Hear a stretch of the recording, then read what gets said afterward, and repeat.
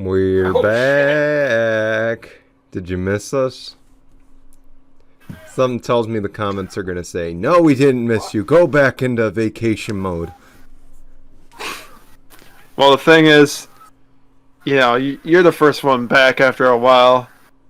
If you've been, catching up on my second if you've been watching thing, No Final I'm Bell. on episode 3 there. Sorry, I went behind the mic, but I'm trying to point in that little corner down there.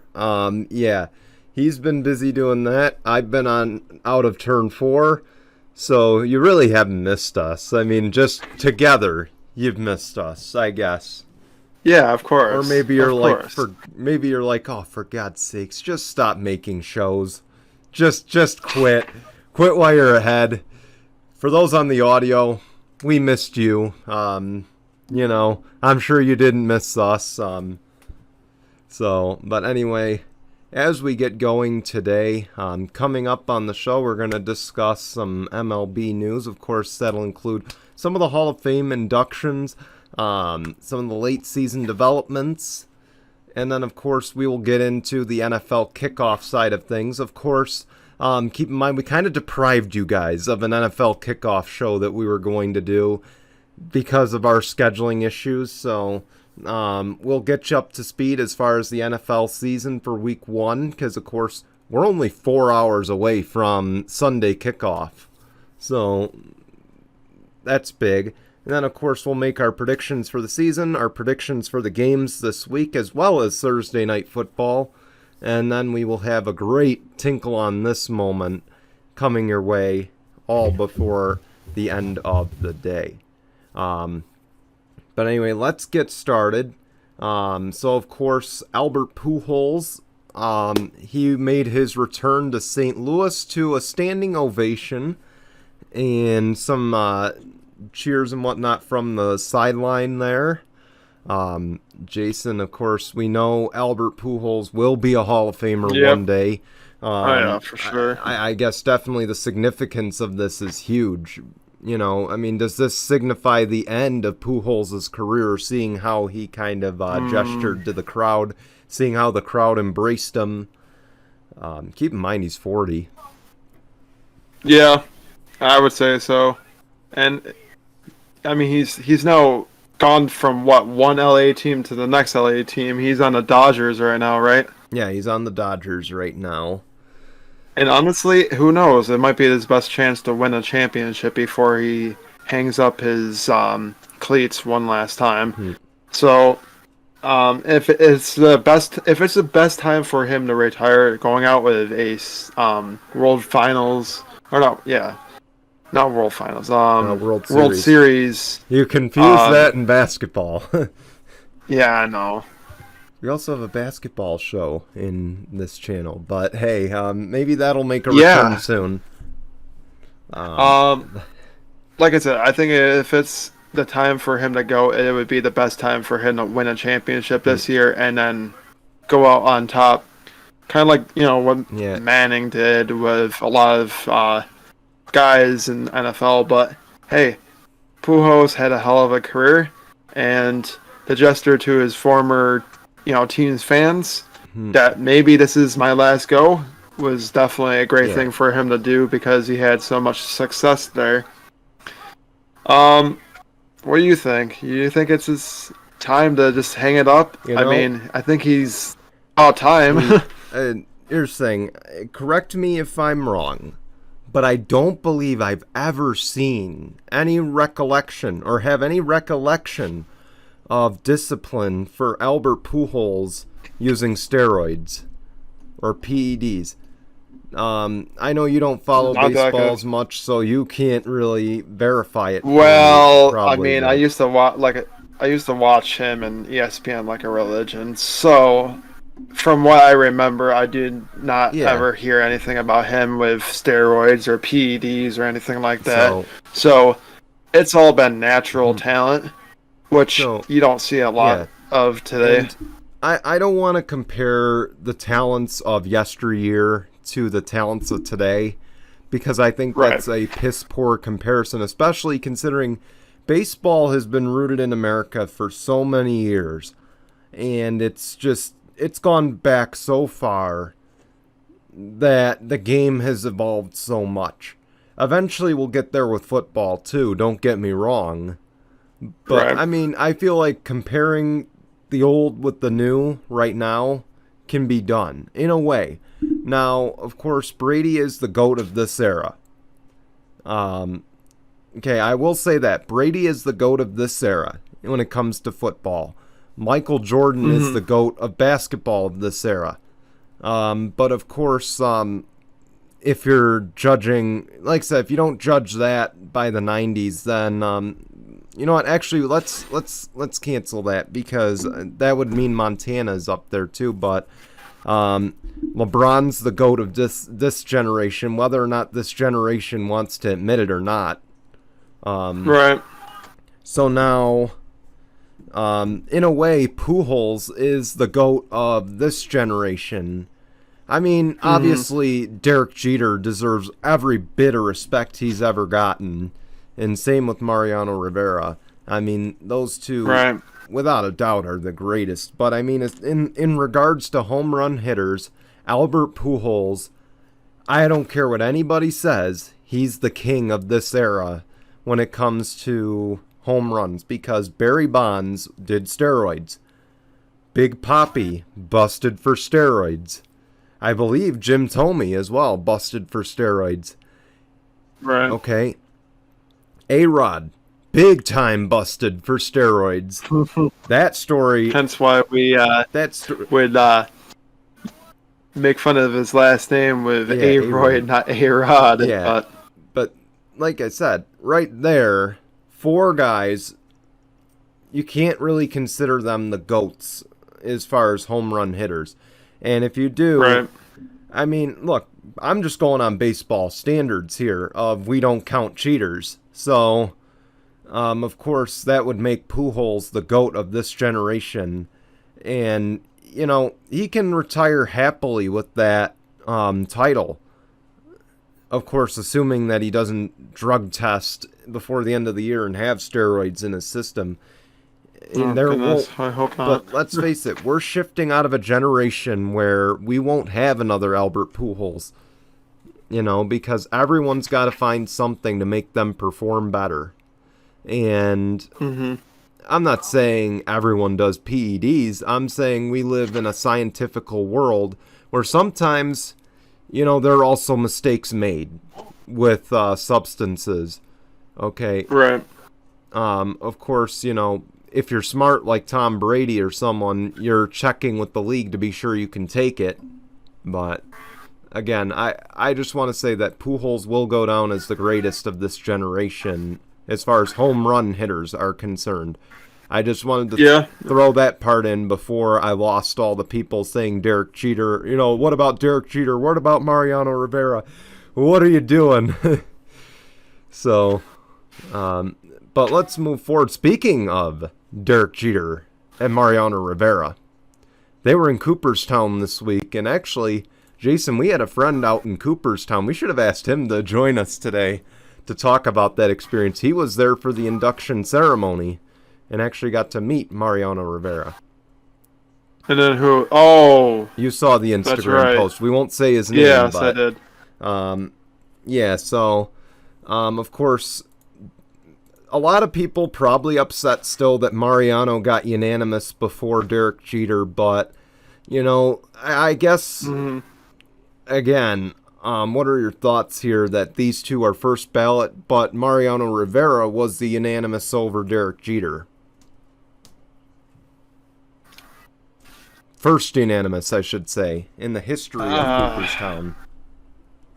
I don't know. It just shows you who the fans like more than the other, I guess. One and two. Sports writers right at least, there. Yeah, I guess so. And then I guess I'm happy that Derek Jeter got in. I don't know too much about Rivera, but I do know a little bit about Jeter, and I know that, you know, you're not a big Yankees fan at all in a stretch of the mind, but you can't think either of us here help but admit.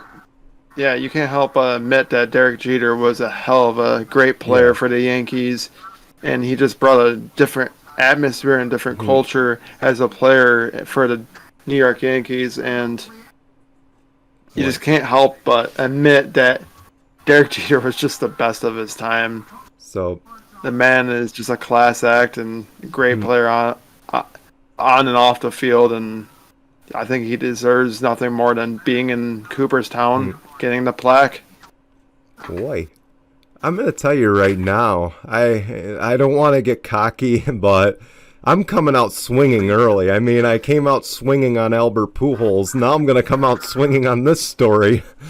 So, swinging for the fences nonetheless. So, personally, here's the thing. Mariano Rivera deserved to get into the Hall of Fame. There's no doubt about it. I don't think he deserved a unanimous decision necessarily. I mean, yes, he is the all-time leader in saves. He is the greatest save. He is basically the save king of MLB for all intents and purposes. Man, I'm going off the king title a lot today. But, you know, Derek Jeter did so much more on the field, off the field. You know, he was on the field more than Mariano Rivera was. At the end of the day, that's not even close. Okay, that's why I think Jeter should have gotten the first unanimous in the history of Cooperstown. Of course, we had someone who decided that Derek Jeter wasn't good enough for the Hall of Fame, and whoever that voter is, I know they don't reveal names, but I can imagine you're probably a Boston reporter if you're hating that much. I hated Derek Jeter myself watching him play because that man beat up on my Twins so many times in the playoffs. But I gotta respect him, honestly. I gotta respect everything he's accomplished. And, you know, after hearing his story, and I can't wait to see his E60 story that they're gonna do. I believe next year ESPN's going to have a special on it. I can't wait to see it. Because I'm telling you, it's going to be bad. So everything I hear is it's going to be like The Last Dance. So again, something to check out. Derek Jeter wise. Yeah, I want to see it, honestly. Now, overall GOAT, he's the overall GOAT of this generation, and there's not even a close contest there. I agree. Moving forward here, Gerrit Cole, this is a big one. Keep in mind, he is currently one of the leaders in the Cy Young race. He has injured his hamstring on Tuesday night. I don't believe he's pitching tonight. Of course, I have the game on TV.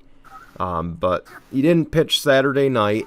You know, obviously the Toronto Blue Jays swept the Yankees. They are now tied as of Saturday night. Of course, keep in mind the Yankees game is still going while we're recording. So, Jason, this is huge implications for the Yankees because they are second in the wild card, tied with the Blue Jays. Technically, the Blue Jays would be the wild card right now.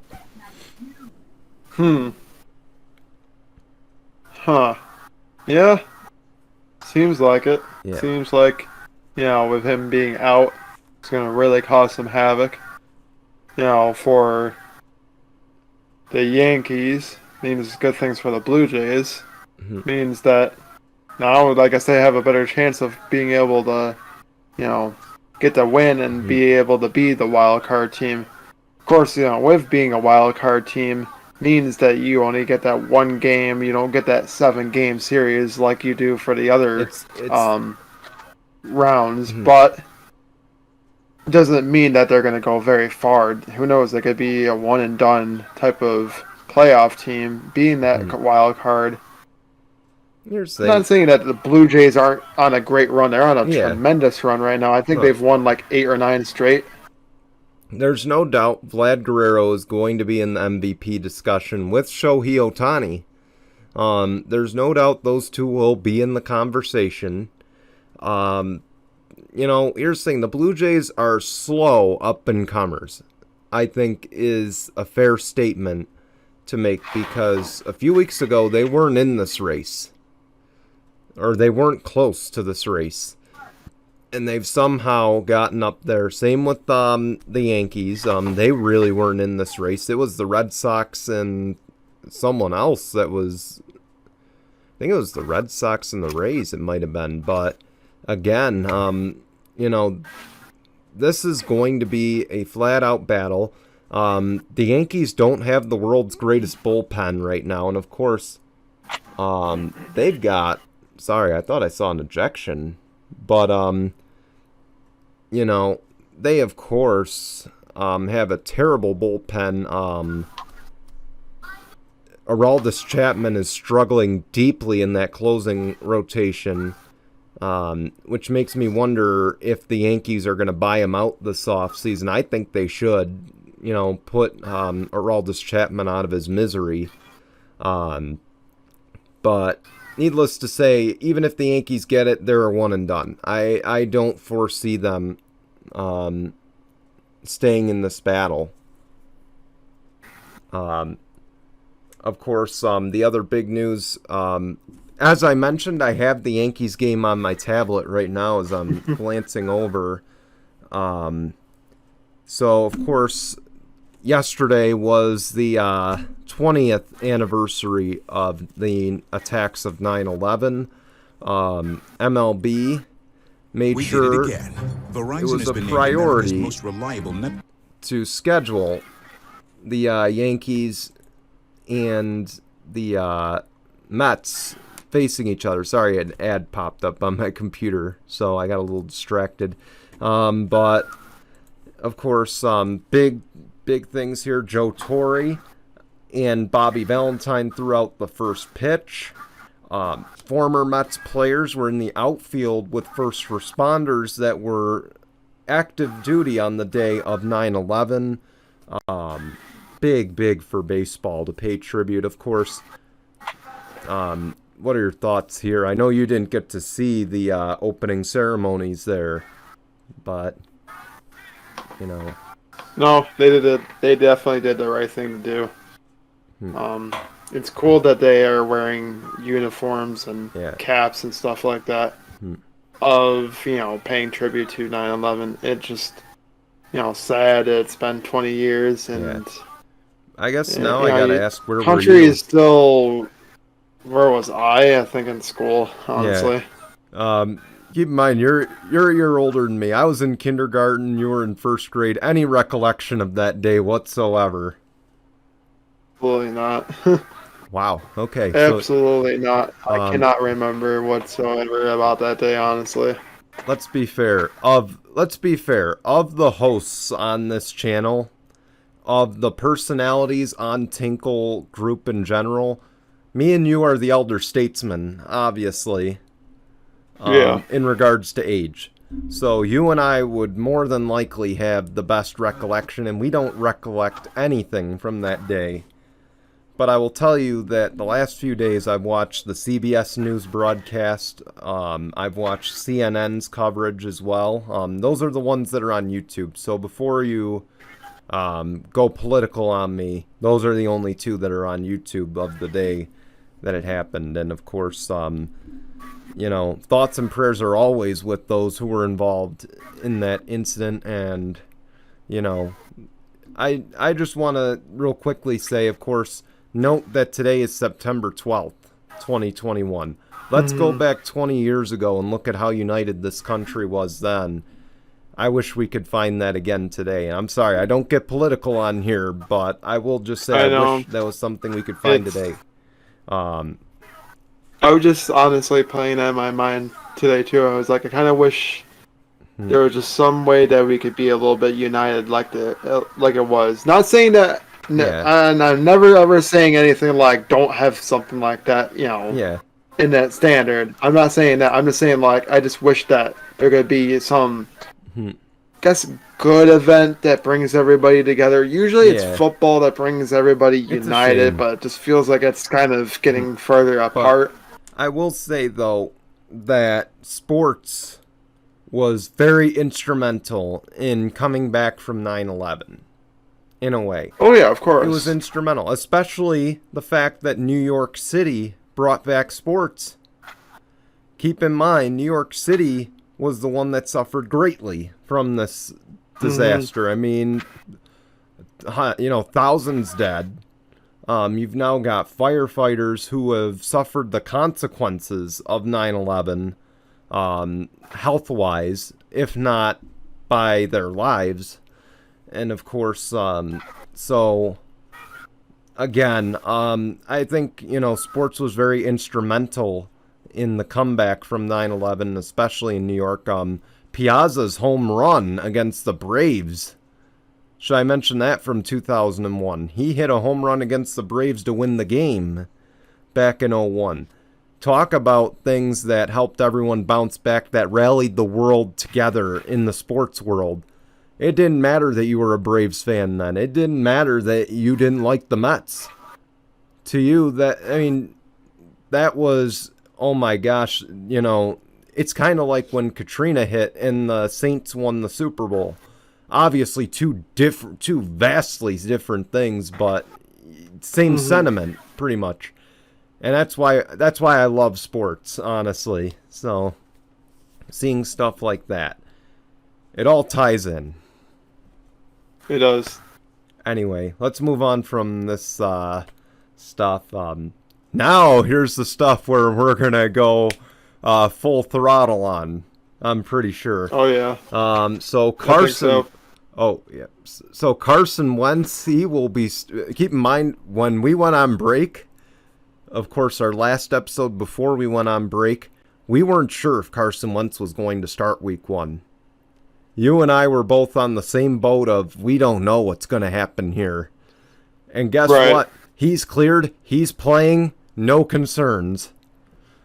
So I guess the big thing is, first off, was he brought back too soon? The real question is, how severe was this injury to begin with, and how severe was it back then? Because it sounds like, to me, it wasn't as severe as they were plaguing it out to be. Hence why he's back, 100% cleared. I think because I thought this was supposed to be. I thought this was supposed to be like a 6 to 8 week injury that was going to plague him a bunch of games to start the year.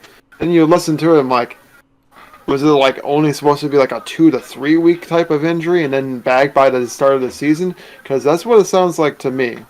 It sounds like it was just maybe like surgery. a minor injury, and that, like, yeah, and he might be brought back too soon.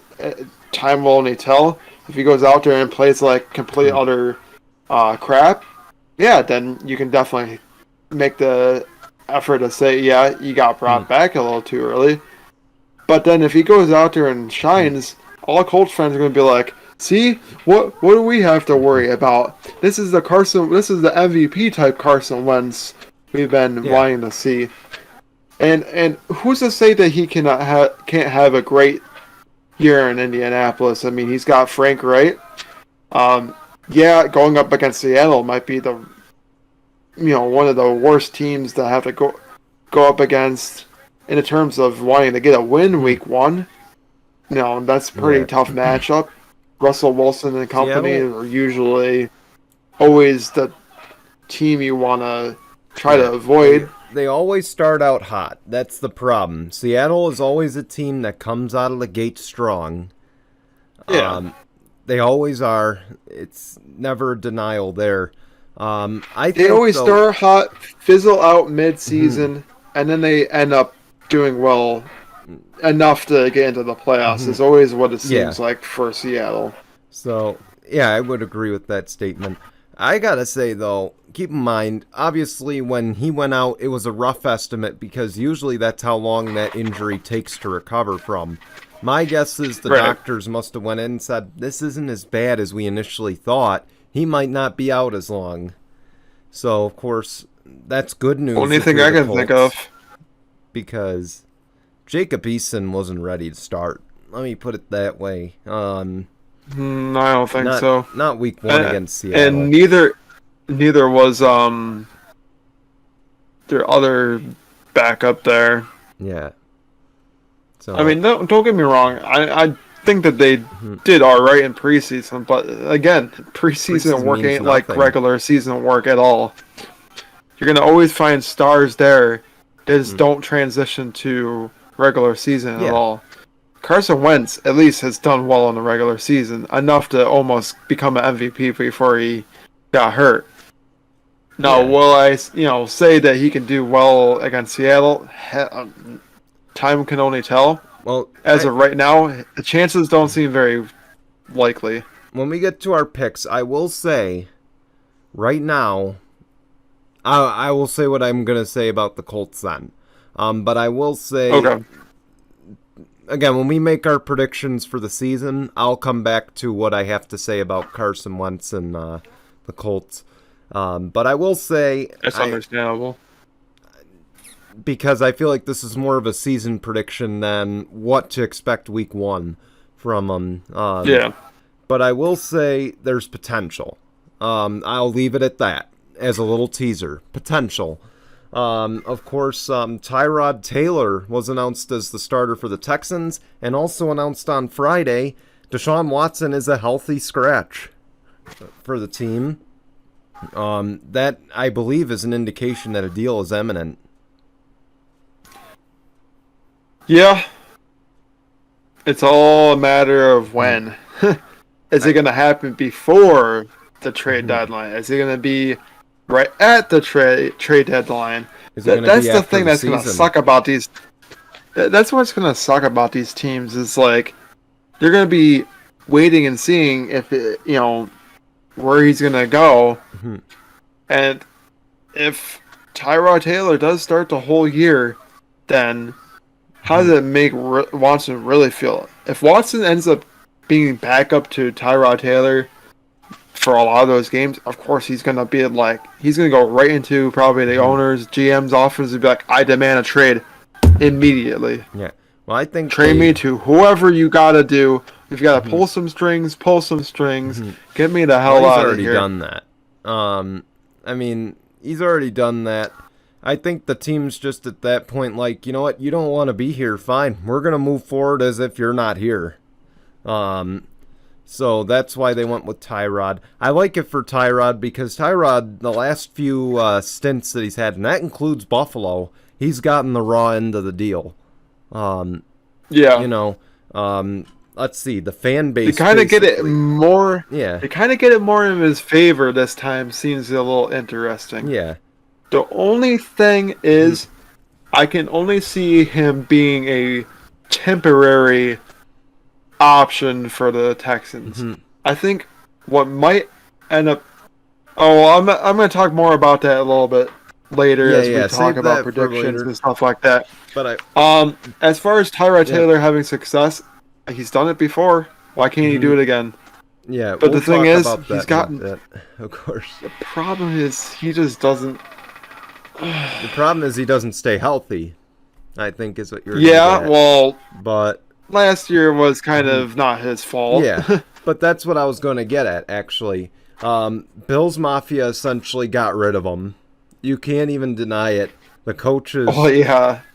They got rid of him for Josh Allen, but if you think about it, in the way that the progression of Josh Allen has gone, so far it's been playing in their favor, so I can't really talk about that too much. And here's the thing, I get that, but you got rid of a perfectly good quarterback. That was a huge gamble to begin with. Okay, first off, before I actually have to cut you off then and there, because as much as I want to admit that Tyrod was a big benefactor of getting the Bills into the playoffs, LaShawn McCoy carried that offense. That's the main reason why Buffalo got into the playoffs. Not from Tyrod Taylor, from freaking LaShawn McCoy. But this is before he, became Mr. Backup and then let me just back up and win 2 rings. Like, it doesn't even matter. But let's face it, for up till last season, and you can't even, I don't even think you can deny this. Up till last season, you went from a B- quarterback to about a D- quarterback in Josh Allen. This was before last season. Josh Allen was, without a doubt, a D-. He was looking like a bust. He was very well trending in that direction up till whatever got into him last season. And then, of course, you knew Tyrod was a B-. He was just good enough to get by. Just smart enough to make the plays. So, I mean, again, that's where I'm saying this was a huge gamble for the Bills to get rid of him. And then, of course, he goes to Cleveland. He knows he's not the franchise quarterback there. Now, granted, we knew that too. But he goes out and loses his job because of an injury. And then he goes to L.A., where before Phillip Rivers was let go, quarterbacks went there to die behind Phillip Rivers. Okay, very much. It looked like the end of his career at the Chargers right there, because he was probably going to play, assuming Phillip Rivers didn't get released, he was going to play 2 years for the Chargers, be gone, and be out of the league. So then, of course, Phillip Rivers is gone, and he gets the starting job. Now, they draft a quarterback. He's in the same situation he was in Cleveland. However, it was a man-made injury and not his own doing. So, makes you want to think if it was planned. Again, even though I know I don't want to get into conspiracies here. No, I know I don't either. But but I will say it worked out for the best. Yeah. Regardless, Justin Herbert definitely did a very good job in his rookie year. Regardless of what Mr. CEO here might say, it worked out for the best. Oh yeah, for sure. But again, I like this for Tyrod because he's entering here now. He's not guaranteed that someone behind him is going to take his job, necessarily. Now, of course, if Deshaun Watson comes back, maybe I'm wrong here, but I don't think we're going to see Deshaun Watson suit up this year. I know this is getting into predictions, but let's face it, this is a gimme, okay? I don't think so either. So, but he's entering a situation where there's no pressure. Just go out there, have fun. Let's get through the year. He might very well start all 17 games. I just want to throw that out there. I know this is predictions, but let's face it, this looks like a gimme right now. I want to give Tyrod Taylor the benefit of the doubt. I really do. But he's also in a situation where he only has Brandon Cooks as his top receiver and then nobody else. And he's got a coach. That's the only problem. And he's got a coach who was terrible with receivers in Kansas City. But let's digress here for now on that. Of course, the other big news. Let's look at the rookie class right now. Mac Jones, Zach Wilson, Trevor Lawrence will all make their first NFL starts in just a couple hours. Of course, Trey Lance, Justin Fields, they will be QB2s to start the season. I guess of the three that are starting, for what seems like it will be the whole season, which one of these threes do you see having the better rookie campaign? It has to be like 2017. Dan Lambert. Dan Lambert. I want to say Zach Wilson, only because he looks the most posed, drawing-wise, and at least looked pretty good from preseason. I know you can't judge off of that. Mac Jones seems like the kind of guy that New England has always wanted. They wanted another player that's going to be like a Brady-like player. Somebody that can stand in the pocket, throw the checkdowns downfield, and then also throw the little passes to the running backs and hope that they can get you most of your yardage, because that's pretty much their whole offense. Trevor Lawrence, I want to say, is going to struggle his first year as a rookie. I think he's got a good amount of talent around him. Not saying that he doesn't have, some of the greater guys, but I want to say Zach Wilson probably has the best chance to really do well in his rookie campaign. Yeah. Who will have more of the success? I think Mac Jones. Yeah. Mac Jones is more poised to be succeeding long term than all the other two. I hate to say it. You and I are on You can't the put same him in page, New then. England and not have him not succeed. Yeah. here's the thing. You and I are on the same page. I think Zach Wilson. Keep in mind, now I know this is the Jets, and I know I'm going to get a lot of laughs, and you and I are both going to get a lot of laughs for this. But this coaching staff, I think, has the potential to be different. I still think they're, we'll make the predictions on where they finish in a bit, but I will say they have potential. And again, I'm going to go back to that word. This is a big word today. But Zach Wilson has two good receivers right now. He's got a good offensive mind in Mike LaFleur, Mike LaFleur, I believe. Yeah, Mike. He's got Mike LaFleur, a good offensive mind out of the Shanahan system. He's got Robert Saleh, who's going to build a good defense over there. So those two things, I think, combined, they make a good pair, or those three things make a great trio right there, I think. But I think, I'm not riding the whole Trevor Lawrence train just yet. Something, I don't know, like just the fact that, one, it's Jacksonville. And number two, it's Urban Meyer. I'm already hearing bad stories out of Jacksonville to begin with. So, like what kind of bad stories out of Jacksonville? I'm already hearing that players don't like him. I'm already hearing that his coaching style is so dated and whatnot. I don't know. I'm just not hearing good things out of the Jacksonville camp. So, I will admit that I think Trevor Lawrence, he has probably one of the better arms of three rookie quarterbacks. Yeah. Will he have games where he can be like, Joe Burrow before he got hurt? I think so. Yeah. I think he can have 300-yard games to start off. He might have to. Nothing against James Robinson. Robinson had a great season last year, but the thing is, I don't know. As far as that last question, when do we expect the Bears to move the fields? It wouldn't shock me if it's week freaking 1. Let's add to this too. When do we expect the 49ers to move to Trey Lance? I want to say halfway into the season. I want to say it's going to take an injury, and we know what Jimmy Garoppolo is very capable of doing. Getting hurt? Yep. It wouldn't shock me. It really wouldn't shock me. But I will say, though, going back to the long-term thing, because I really didn't get my chance to explain. Mac Jones, again, like you said, in the best situation. He's in an offense built for his style of play. So, and again, just the fact that also I've been hearing Mac Jones has been reading the defensive playbook, and not to mention he had to teach Cam Newton the offensive playbook.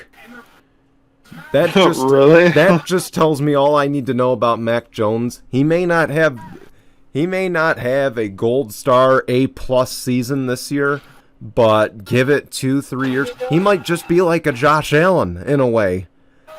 I'm going to just throw that out there. Don't be surprised if he's like a Josh Allen. He struggles his first few years, and then that's when he starts cranking it up.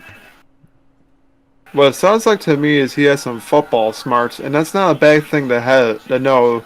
Yeah. The offensive playbook and the defensive playbook. It just means that you know how to go up against your defense, and you can use that to your advantage going up against other defenses. It just means that he... And don't be shocked if he ends up being like a Peyton Manning or Eli Manning or one of those older type of players that would be really good at reading defenses. Don't be shocked if he comes out of the gate and probably in this rookie season and he just already knows how to read defenses very well. Yeah. And I will say, me as a Bills fan, I'm kind of scared about this year in this division. It might be a toss-up. There might be some surprising teams out of that division that might shock me. Now, but I will say that Patrick, just before we go to break, I do want to say Patrick Mahomes is forcing quarterbacks to be smarter. Okay? I think that's a bold take to put out there. I know we're going to do bold takes in a few minutes, but Patrick Mahomes is forcing quarterbacks to be smarter. You can take it or leave it with that comment, but you know it's true at the end of the day. Right. But anyway, that said, let's go to our, for the first time in a month, an anchor break. When we come back, we're going to have our NFL season predictions. We'll predict where teams will finish in their division. We're not going to predict records. So we're just going to predict the finishing order of each division. We will then do our bold takes to start the season. Odds at the Super Bowl. We'll also make our Week 1 game predictions, and we have Tinkle on This. That's all coming your way in just a minute when we return here with the season premiere of Tinkle Sports Talk. All right, welcome back. I just want to say before we start, you notice there's a red light on in the background. I completely forgot to turn that light on when we started. I was going to have it on the whole show for the 9/11 weekend, of course, to commemorate the firefighters and whatnot. It's up now. My apologies, especially to Zach, because Zach Carmian is a big-time firefighter supporter and actually wants to be one. So, I know I'm probably apologizing for nothing, but just thought I'd throw that out there. Anyway, let's get going. Division standings.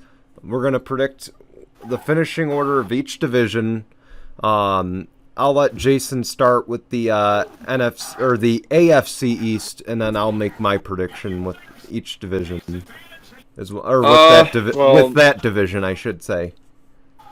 Honestly, I want to say it might just end up being the same as it was last year with Buffalo, leading the division and winning. I think the Dolphins are good enough to be second again. I think the Patriots are going to edge the Jets just slightly. And I think the Jets are going to be last, but not by much. I think the Patriots and Jets might be very closer than we might think. But I think the Patriots got the edge over the Jets just because of the team that they have around them compared to the Jets. Not saying that the Jets don't have a bad team around them. I just think that it's Buffalo's division to lose until another team comes up and dethrones them. Could it be the Dolphins? Yeah. It could be. Who knows? See, I don't foresee anyone really being close to the Bills. I mean, like, as far in regards to close, I mean within 3 games. I don't see anyone in that division being within 3 games of the Bills. That said, I'm going to go Bills, but I'm going to change from you. I'm going to say the Patriots will be number 2 in this division.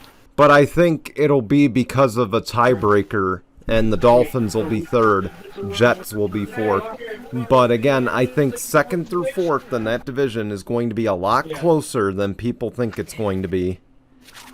Oh yeah, I think so too. First is going to be a runaway, but 2nd, 3rd, 4th, they're going to be probably within 2-3 games of each other.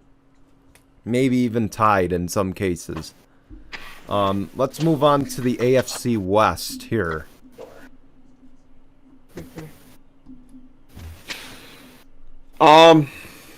So I'm probably going to change this order, definitely. Unfortunately, Kansas City Chiefs I see being the top.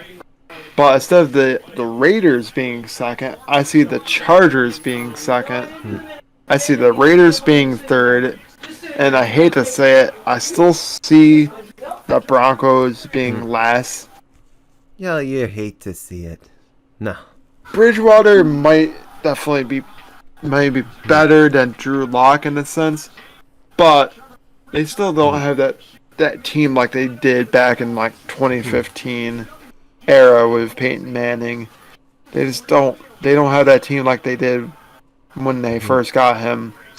The AFC West is, I hate to say it, the Chiefs division until otherwise. I do think that the Chargers could actually be a playoff team this year. Like definitely a wild card team, but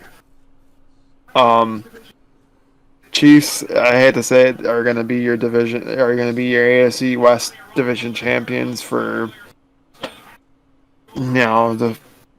I don't want to see for the foreseeable future, but at least for a good amount of time for now until the money starts becoming too much of a factor for the Chiefs, and then they lose. I'd give it another year or two for the money. I will say that. I give it another year or two before the money really becomes an issue. Of course, keep in mind, Brady all these years has been successful because he's taken pay cuts. I mean, he never signed lucrative contracts. Just thought I'd throw that out there for all the Mahomies.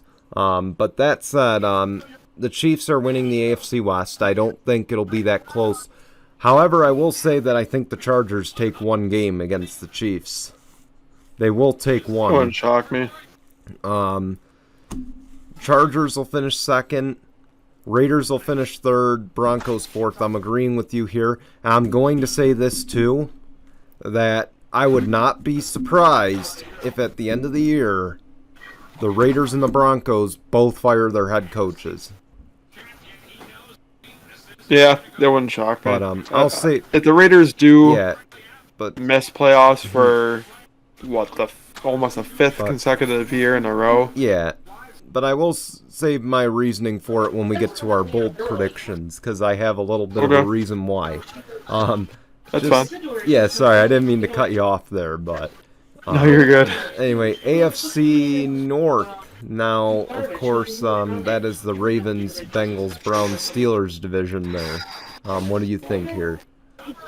Okay, so I honestly think that the Browns are going to win that division this year. I honestly was shocked that they didn't last year because they were so close to being, the division leader and winning. This might honestly shock you, this order. But I'm going to say the Browns, the Steelers, the Bengals, and I think the Ravens are going to be last because of their injury problems. I think because of all those injuries to their running backs, they're going to, have to throw it more with Lamar Jackson, and teams are going to be able to find a way to stop him. And I think that's why I think that they're going to be last in the division because they just don't have any really good running backs. They got a guy that's heading into their first season as a starter, like first ever time starting. Yeah. And I just think that him and then Le'Veon Bell basically being the backup and then also the other running back that they signed there, like their situation is really bad. Then they also lost, I think they lost Marcus Peters or something like that for the season too. So you lost 3 of your top running backs. You also lost a key benefactor of your defense. It just their situation doesn't look that good at all. Dismal at best. So I'm gonna go Browns, Steelers. Obviously, I'm gonna agree with you there, but I worry about the Browns having too much pressure on them now, because of that run last season. But I'm going to switch with you, though. I'm going to say Ravens third, Bengals fourth. Because something tells me that, although while I think it's going to be close, and I wouldn't be shocked if 1 or 2 teams steal a wild card in this division. But again, something just tells me the Ravens will have it figured out. I do have faith in John Harbaugh. I think he's got something up his sleeve regardless of the injuries that have been tossed his way. The only thing I worry about with the Browns is, with Odell back in the locker room, is this hurting them in a way because they really didn't look that great when Odell was on the field. So, Just thought I'd throw that Yeah, one out but there. how much of that was also him not being 100% healthy, too? I mean... But can I just also take a shot at Vegas real quick? I read somewhere, I think it was the Today Show with Steve Kornacki there. He had said the Ravens have the 4th best odds to make the Super Bowl in the AFC. I'm going to channel my inner Stephen A. Smith here. I'm just going to shout this. Probably going to wake people up here. Lay off the weed! I hope I didn't hurt people's ears saying that, but lay off the weed. Yes, oh please. My gosh. Anyway, AFC South is the next one. I'll let you lead that off again. This is going to be an interesting topic. But I do still think the Tennessee Titans will win the division. I think they still have that team that can. I think the Colts will still be second. But I honestly think that the Colts can still make playoffs like they did last year. I'm going to switch. I'm going to say Jacksonville in third and Houston dead last. I think Houston is poised to being like probably the same record that the Jacksonville Jaguars had last year, if not winning a game at all. So, it wouldn't shock me. It wouldn't shock me if Houston literally goes 0-17 this year. Honestly, I'm just gonna throw that right out there. That's blasphemy. That's where I'm gonna call blasphemy now. I'm just going to tell you, while I agree with you, the Titans, the Colts, Jags, Texans, I think that's going to be the order. I'm calling blasphemy on the fact that you just said the Texans are going 0-17. I think they are going to be the number 1 pick at the end of this. But I will tell you that I think Tyrod is going to surprise people. I think he's going to surprise people. I think they're going to win at least a couple games this year. Maybe even...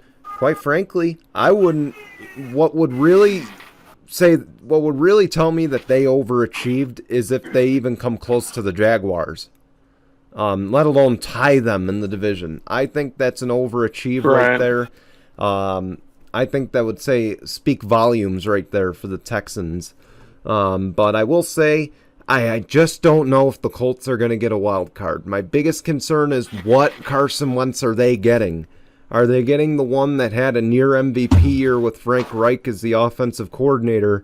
Or are they getting a Carson Wentz that has been battered by injuries and likely looking like an RG3? Only time could tell. I want to say probably at first he can end up being like, his battered, bruised self, but then eventually go into being like MVP-like form. Keep in mind, too, this is a team that's rumored to be dealing for Nick Foles eventually. I don't know if that's true or not, but I'm just going to throw that out there because that's obviously been in the news the last few weeks.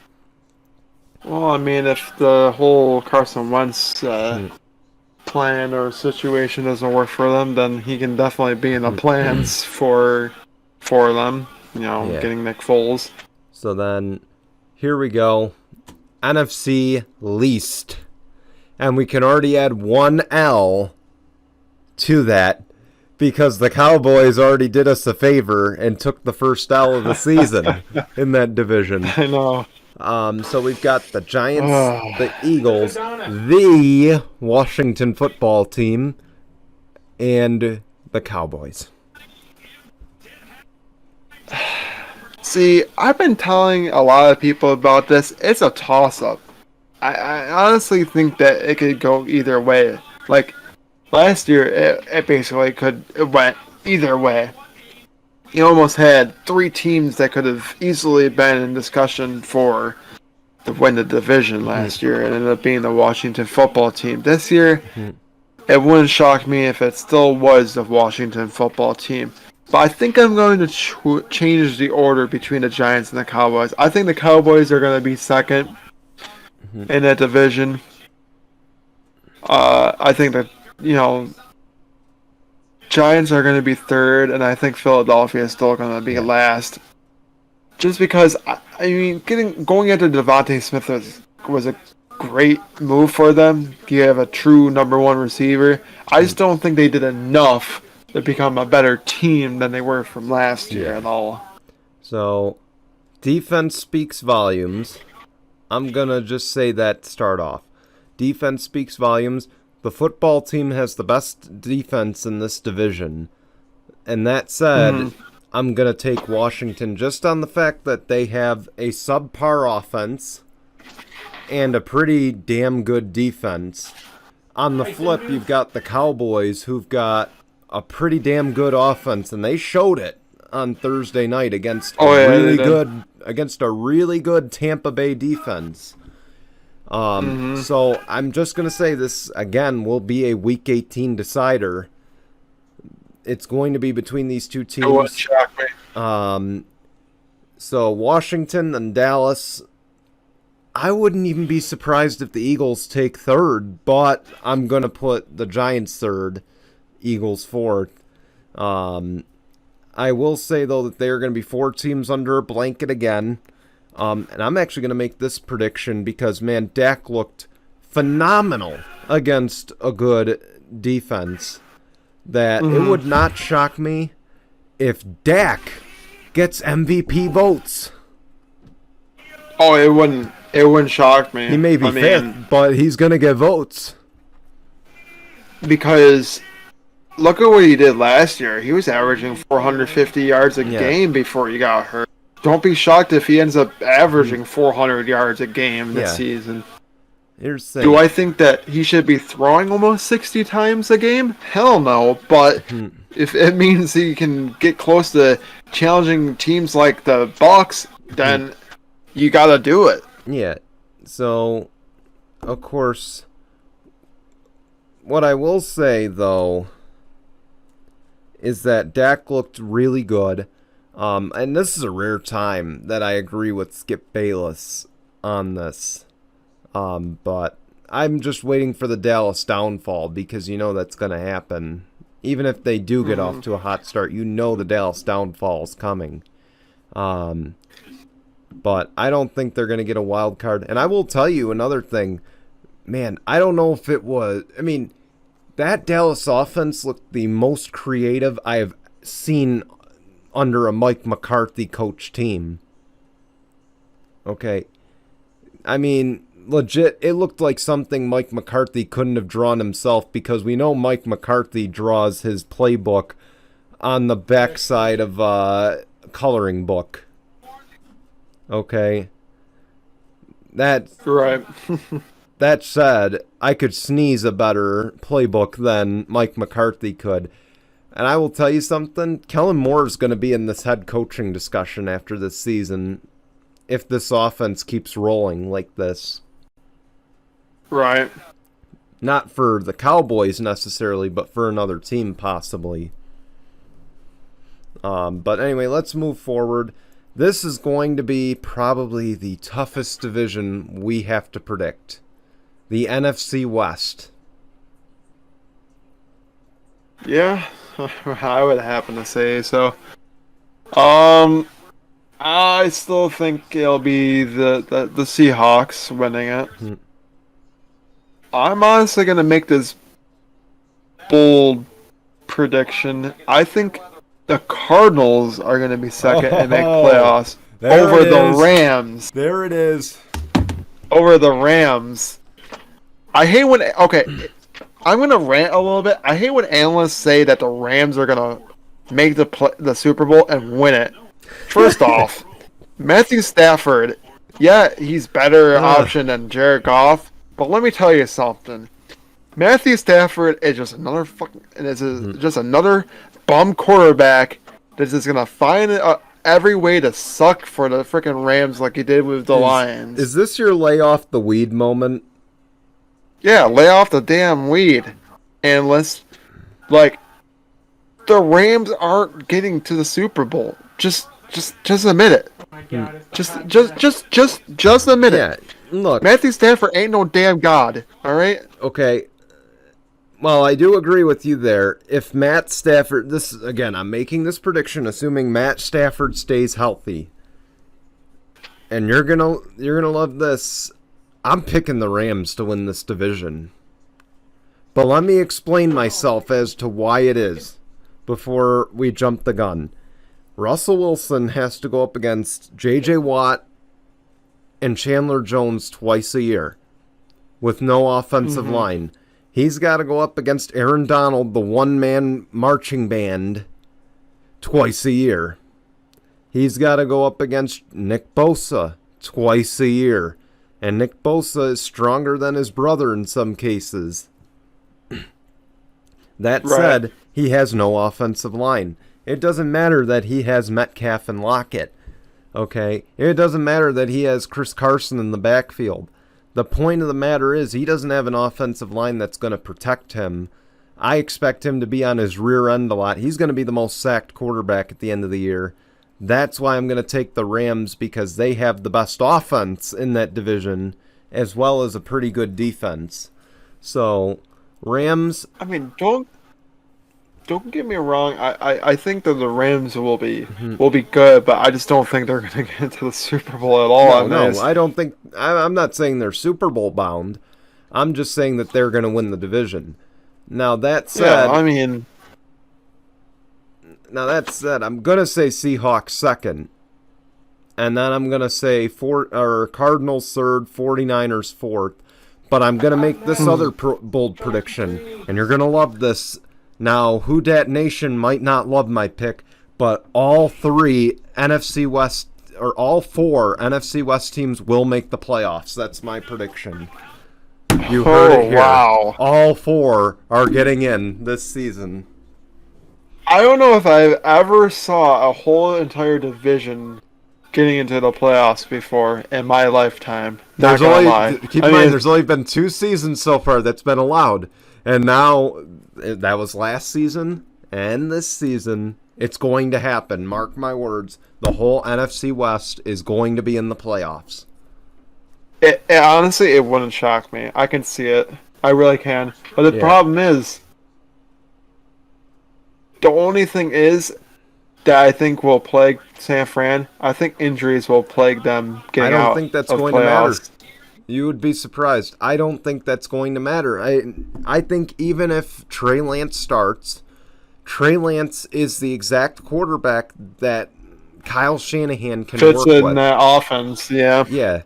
So even if Jimmy G slides in, I think it's going to be another Alex Smith, Colin Kaepernick type situation where he's going to come in, he's going to be the hot hand, and chances are they're going to have to stick with them. So yeah, true. Anyway, let's move forward here. The NFC North, the Bears, the Lions, Packers, Vikings. Can I just say before I let you pick here that these people that voted on the NFL on Fox poll, y'all are stupid. Let me put it that way. They did not ask you who was going to finish in the basement of the NFC North.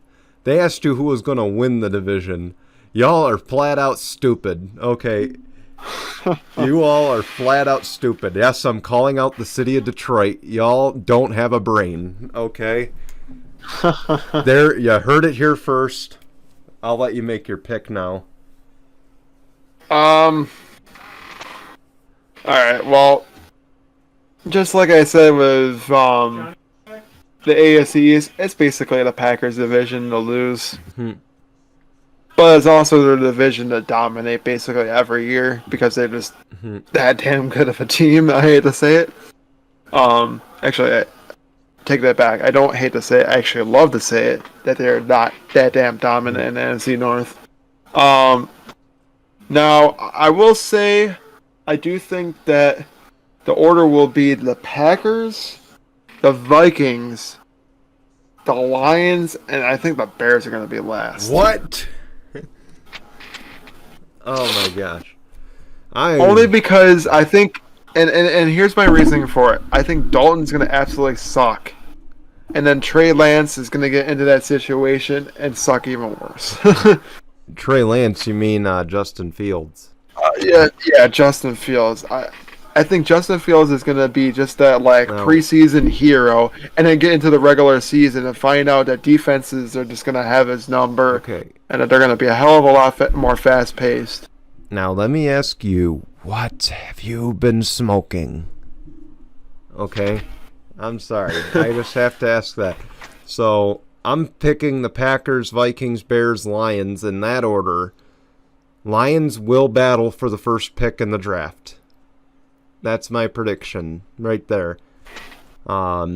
Just because they don't have receivers, I don't think Jared Goff's going to be as flashy as he was in L.A. So that's the pick. Now to the NFC South. The Tampa Bay Buccaneers in that division with the Saints, Falcons, and Packers. Panthers, my mistake. Jason, what do you think here? So, I'm honestly thinking it's going to be the Tampa Bay Buccaneers actually winning it this year, other than the Saints. This one's a tough one. I want to say the Saints might be second. I think Jameis Winston might shock a lot of people. But don't be shocked if Jameis Winston gets benched for Taysom Hill. Don't be to shocked be if honest. this is an ongoing quarterback controversy. Yeah, exactly. So I want to say Bucks, Saints. I want to say the Falcons a little over the Carolina Panthers in the sense that I think Kyle Pitts is the tight end and the player that the Falcons have needed for quite some time. So I think he might actually help that offense just a tad bit more than what they've had. I think the Carolina Panthers with Sam Darnold, I think they're going to be last. Just because Sam Darnold isn't that good of a quarterback, and he's going to prove it with the Carolina Panthers. Yeah. So, I'm going to go Bucks, then Saints. Now, I do believe that the Saints will be in this battle for the wild card, but of course, because I've already made my prediction that the NFC West is stealing the wild card race, I think they're going to miss playoffs. I do think, though, Jameis Winston will have a 5,000-yard season. Now, again, 17 games, it's going to be very easy to get, with 17 games, it's going to be very easy to get to 5,000 yards. So, that said, I think that's going to happen. I'm going to go Panthers than Falcons because, I don't know.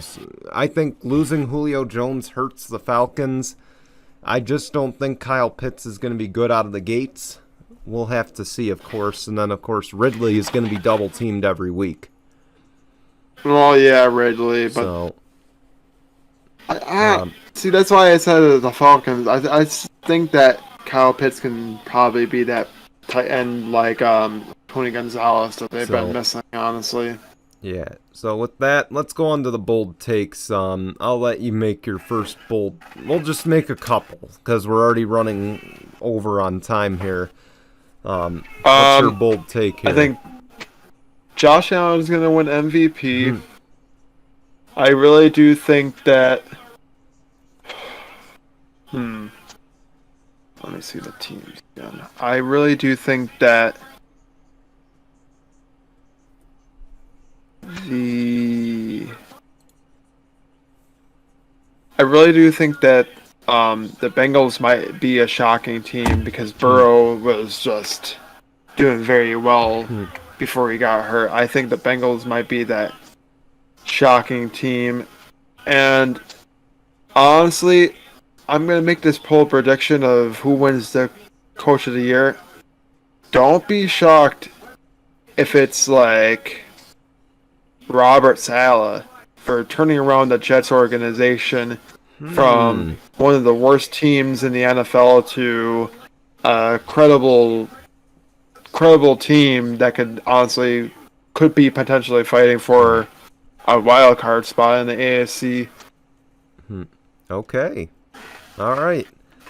I mean, I think give it a year or two for that, but I wouldn't be shocked either.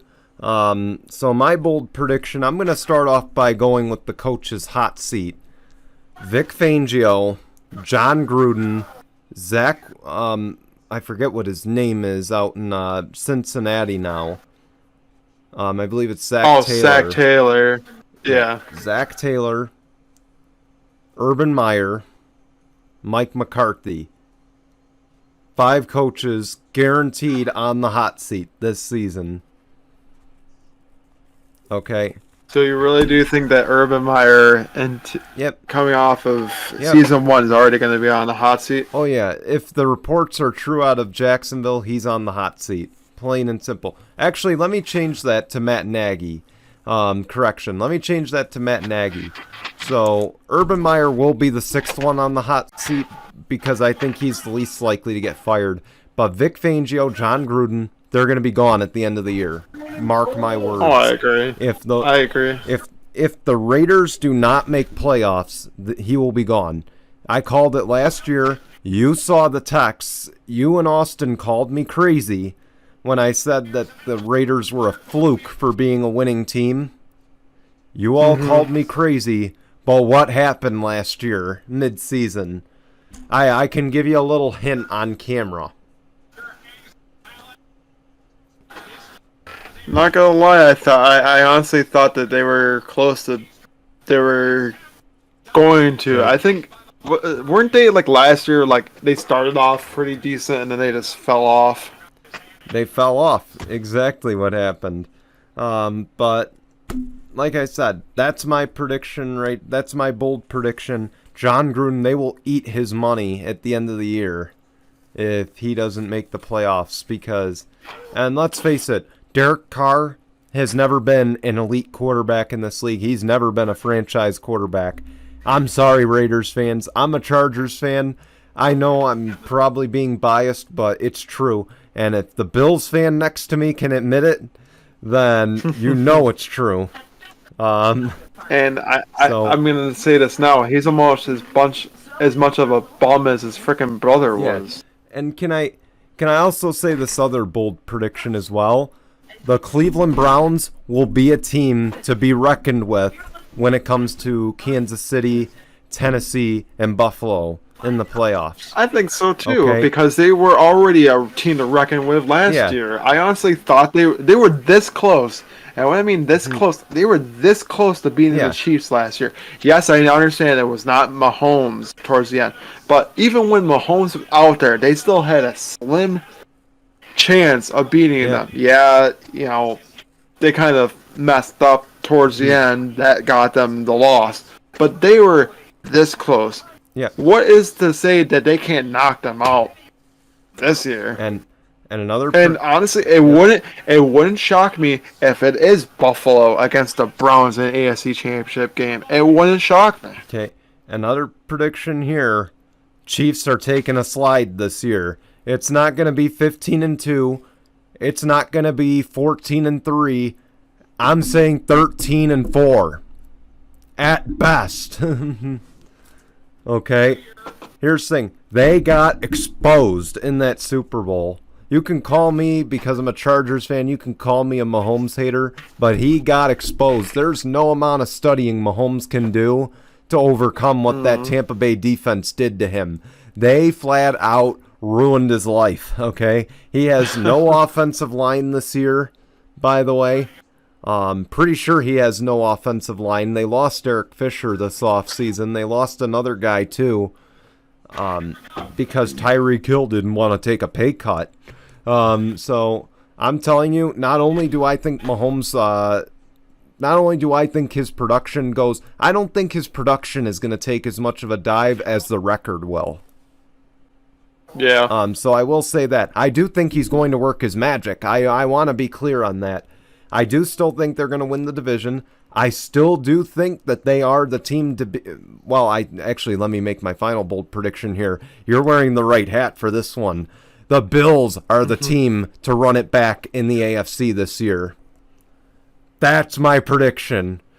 Bills Mafia, break a table for me. Oh, I'm sure there'll be a few broken tables tomorrow. Okay.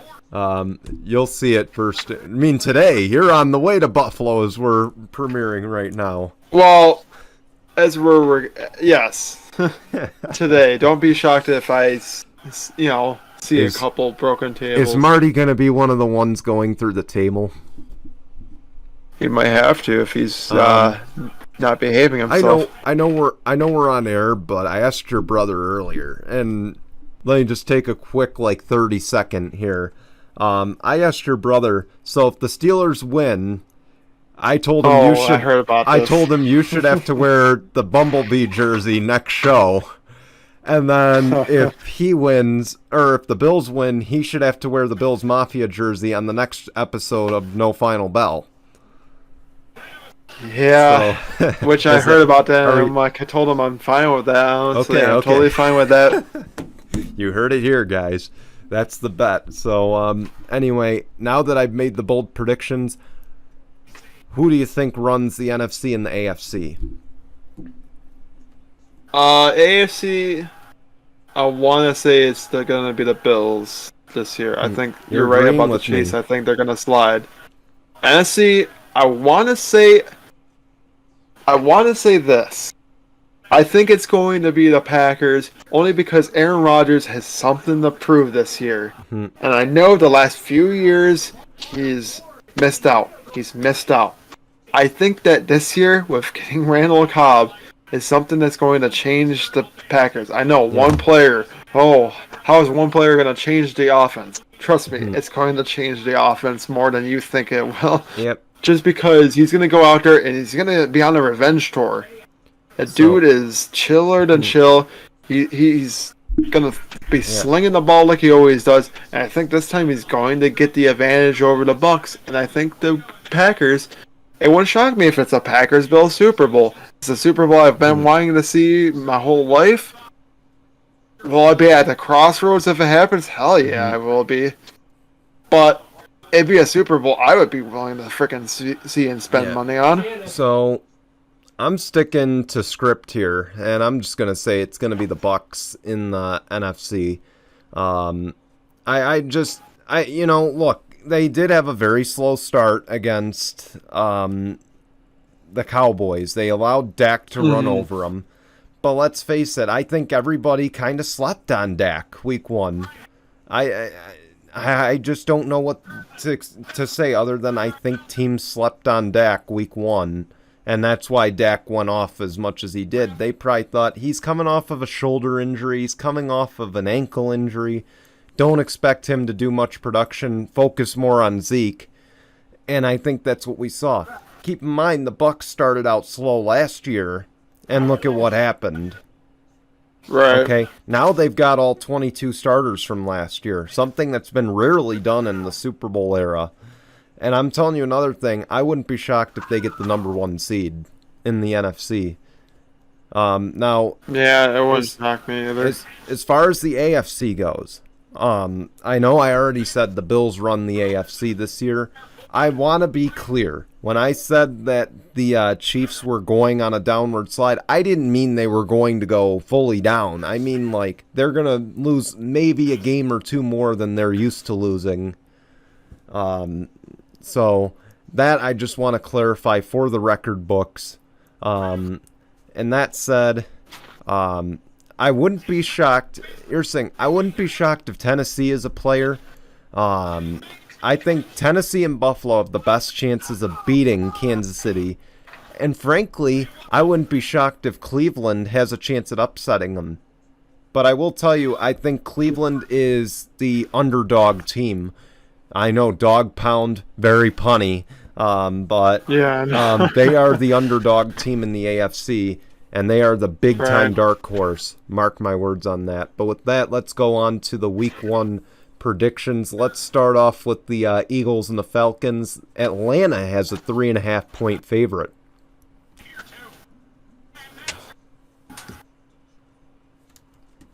Sorry, I zoned out. What were the two teams again? So, Eagles and Falcons, Atlanta 3.5 favorite. Who are you taking? So I was Atlanta and Philly. Wow. All right. Come on, wake up here. Right. Atlanta, Philly. I want to say the Philadelphia Eagles are gonna slightly edge the Atlanta Hawks or Atlanta Falcons here, not the Atlanta Hawks. Yeah. Jesus. All right, we're getting tired here, I guess. But yeah, dude. yeah. So then, of course, I'm gonna take the Eagles. You said the Eagles as well, right? Yeah, I said the All Eagles. Right, we're on the same boat then. I think the Eagles are going to win that game as well. So now here's the one where all bets are on the line. The Steelers and the Bills. Bills are a 6.5 point favorite. Oh wow.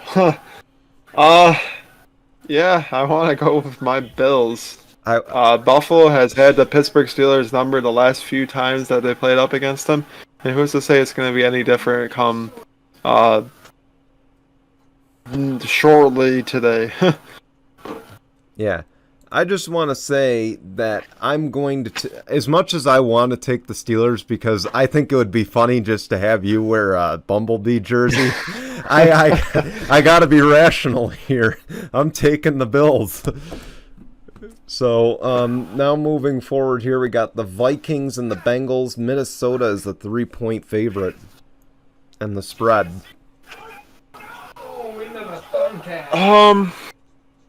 I want to say it's going to be the Vikings, only because they have two of the better players on the offense, Justin Jefferson and Adam Thielen. Adam Thielen and also Dalvin Cook. Yeah. Yeah, trifecta there of players. Yeah. It's just going to overpower the Cincinnati Bengals. The Bengals don't really have that good of a team. They don't have a good defense like they once did back in the day with Monte's perfect, even though I know he's done some interesting stuff. I just think that Vikings have the edge. Can I point out that if you change your mind on wanting to go to the Bills game, because I'm looking at this, it says tickets as low as $133 for the Steelers Bills, tickets as low as $23 for the Bengals and the Vikings out in Paul Brown Stadium.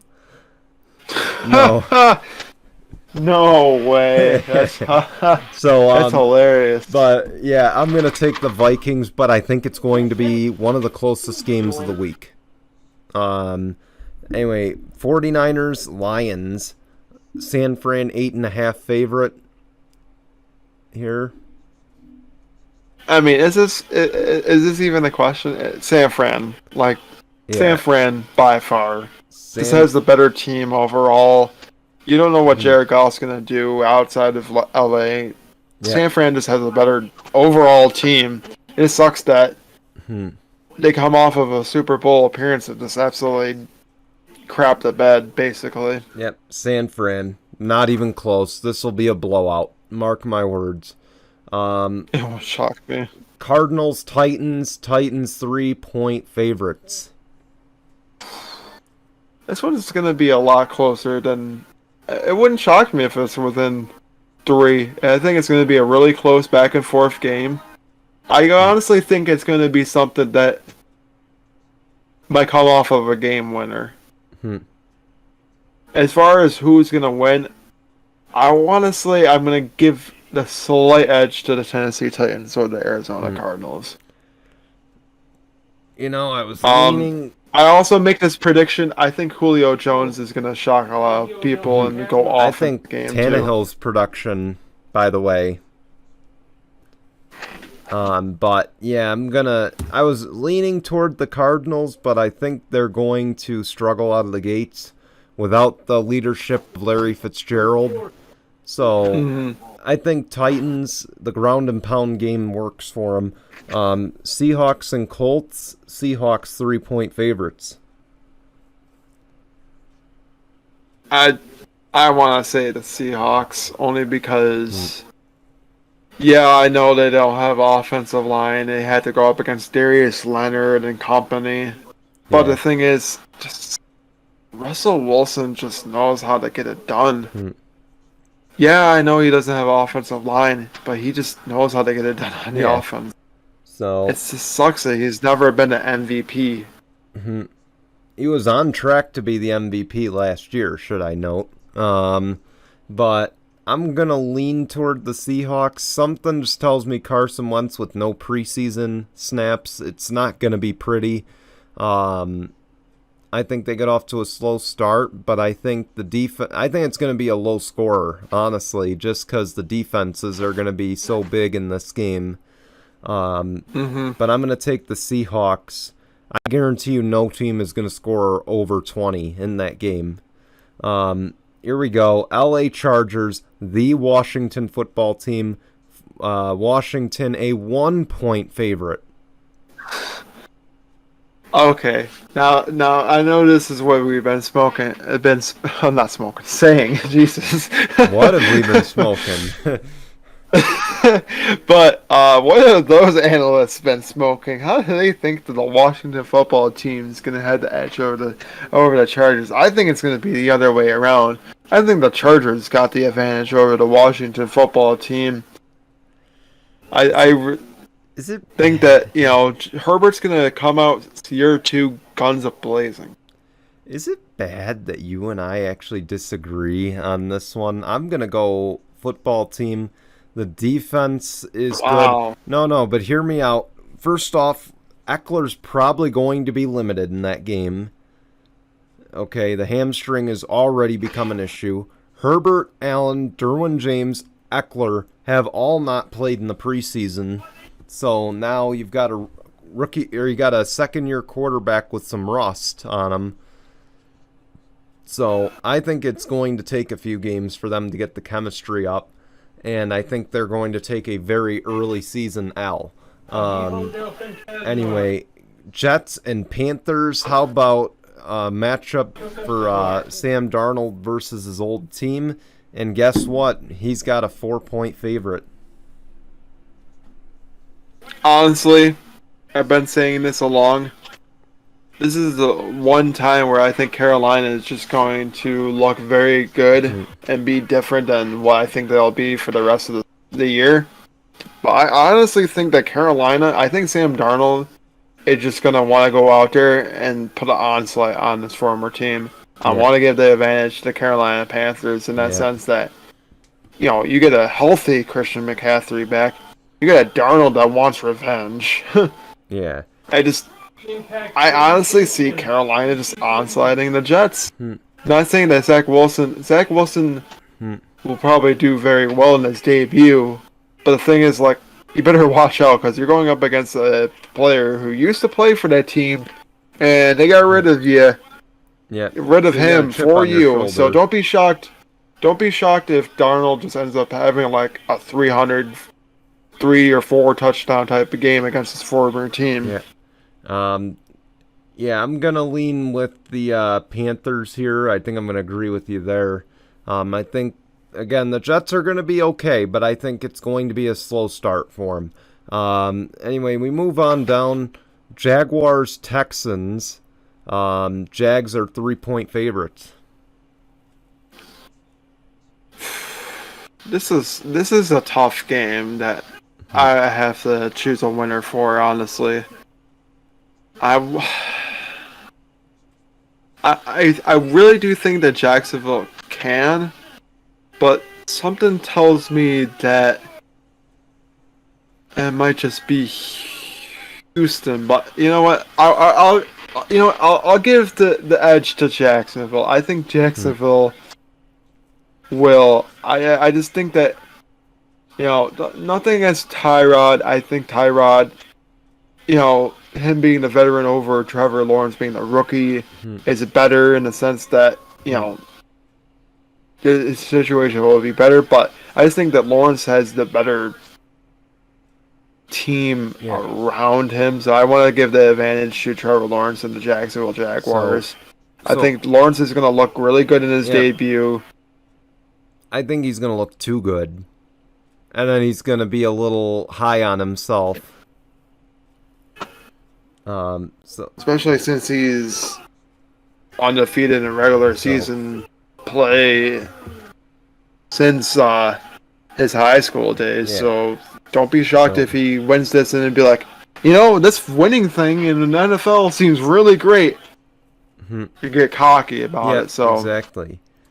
So that said, I'm gonna go Jags. I'm sorry, I'm trying to speed it up here. We're a little over, but Jags. I'm taking them. I think though Tyrod is going to lead the game in overall yards. That I will say.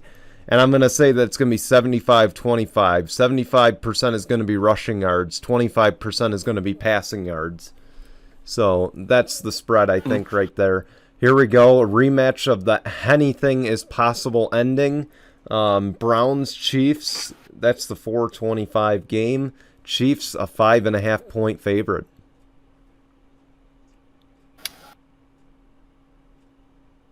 as much as I would love to see the Browns taking the win here, I really do think that the Chiefs are going to do like they did in the divisional round, and I think they're going to take the win. I'm going to disagree with you here. I'm taking the Browns. Okay? I'm telling you, Myles Garrett, I'm telling you, this team knows what it feels like now to lose against a really good team. And on top of it, they knew they had that win in the bag when Mahomes went out for the game. They know they had it in the bags. That's going to be weighing on their minds that's probably been weighing on their minds the entire week. So that said, I'm taking the Browns here. But it's going to be a close one. So, again, this is where I say the Chiefs are going to slide a little bit. But anyway, Dolphins, Patriots. And by the way, I should say Browns, Chiefs. I think this is our game of the week. I don't care what Fox says is America's game of the week. I'm saying it's Browns and Chiefs. Yeah, I think so. I definitely probably would watch that game on the way back home, honestly. Yeah. But who knows? Exactly. So Dolphins, Patriots. New England's a 3-point favorite. I want to say it's going to be Miami over New England, just because Mac Jones is going to his first start, and I just don't think he's going to do as well in the first start as he would Week 17 when they play each other again. Or not Week 17, Week 18 when they play each other again. Another disagreement here. I'm taking New England at home. I'm telling you, Tua... I'm not buying that Tua took any big steps this offseason. Okay? I'm not buying it. Plain and simple. I'll buy it when he shows it on the field. Like in a regular season game. So, right. I think New England is going to win this game. And here's the thing. Okay, if Tua comes out and plays like he did in his rookie year, guess what? You don't have Fitzpatrick to come in and bail your ass out this time. So that's true. You got Jacoby Brissett, and Brissett's not as good or as high IQ as Fitzpatrick. And the only reason I say that is not because I don't think Brissett's a dumb quarterback. I think Brissett is a lesser experienced quarterback than Fitzpatrick is. So that's where I think that plays in. Packers, Saints. This should have been the NFC Championship game in the eyes of many, but Green Bay 3.5-point favorites, and keep in mind this game is being played in Jacksonville due to the hurricane. Yeah, that's right. I have to go with Green Bay. They're gonna win just like they did last year. Yeah, and I don't think it's gonna be probably as close as it was last time. I think Green Bay might actually probably the window is probably going to be at least like by 20 points. I want to say more than it will be like 3.5. Yep, But then again, I could be wrong because the Saints actually do have a really good defense. Yeah, I'm going to agree with you. Green Bay all the way. I'm telling you, Winston is going to struggle at first. We don't know. I don't think Michael Thomas is playing either. So, two big key losses there. Here we go. Broncos and Giants. Denver, a 3-point favorite. What?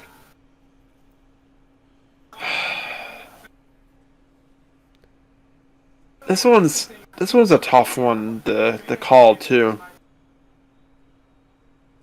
I'm gonna go the Giants over Denver because I think Saquon's is gonna come back, and I think he's actually gonna play really, really well. I think he did a lot, of work to get himself prepared for Week 1, and I think he's gonna go out there and show he's fully healthy, he's 100%. That he's gonna go out there and he's just gonna rush all over Denver's defense. Yeah. Plain and simple. I think Giants here. So I think we're both agreeing here. Giants. So yeah. There we go. New York Giants are going to win that. Now we're on to Sunday Night Football. Chicago Bears, LA Rams. Rams, not even close. They're the heavy favorite. Oh, by far. Definitely the Rams over the Bears. Kind of a Darnold is going to go into his first start in a Chicago Bears uniform. And also his first time... Dalton. Actually, no, not his first time in NFC. This is actually his second stint in NFC. But he's going to realize what, he got himself into, and I think he's going to get sacked. I'm going to make this prediction. I think he's going to get sacked 5 times alone from... Aaron Donald. Yep. I think Aaron Donald's going to come off the gates hot, showcase why he deserves to be in the discussion for Defensive Player of the Year, and I think he's going to come out hot with 5 sacks on Dalton. Yep, I'm going to go with the Rams here. I think it's going to be a little closer than the spread's predicting, though. I'm telling you, I just think Andy Dalton's experience pays off here. That's why. So then we go on to Monday Night Football. Ravens and Raiders. Baltimore is a 4-point favorite. I don't know why they're rated so high on the spread.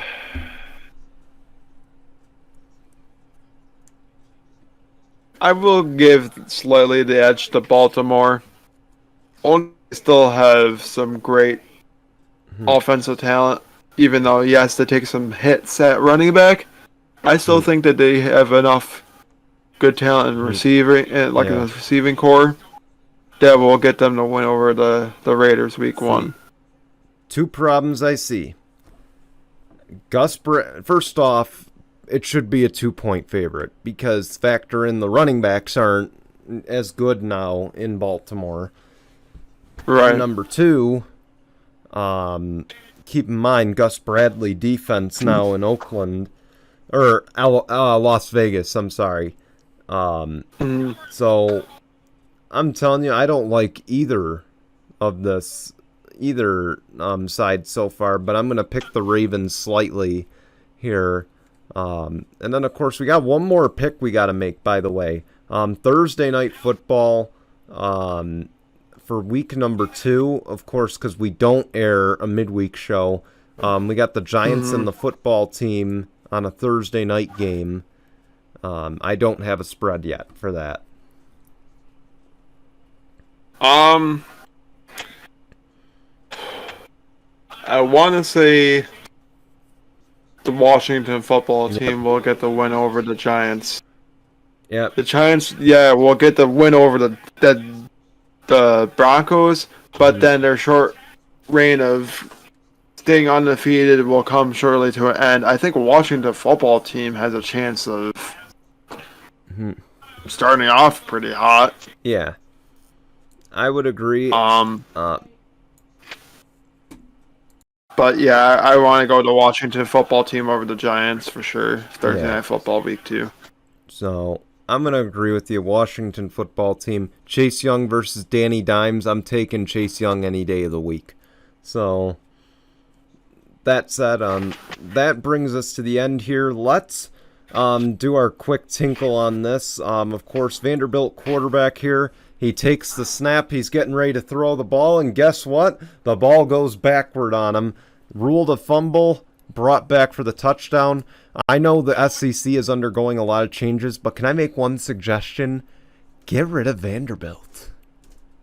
That's my suggestion. Delete them out of the SEC because baseball's the only thing they're good for. And with that, Tinkle On This, Vanderbilt University. Yeah, definitely. Get them out of there. You can't. Better yet, delete their quarterback. Is that what we have to expect from Lamar Jackson? Oh. Ooh. Ooh. I was going to say this too. Bold prediction. I think Lamar's going to suck because he's got to throw it more than expected. Oh, boy. Yeah. So that's all we got for you tonight. Or this morning, rather. I apologize for the long episode. We wanted to give you the NFL kickoff, essentially. We're not going to be running almost 2 hours every single time.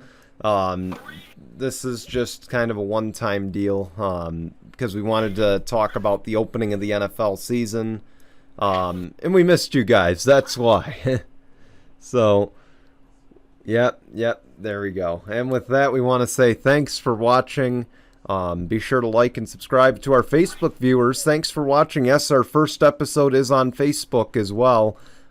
We will have episodes going forward only on Apple Podcasts, Spotify, Google Podcasts, and YouTube. So our episodes will not be on Facebook going forward. I just want to get that across. And until we see you again next Sunday, goodbye, everyone.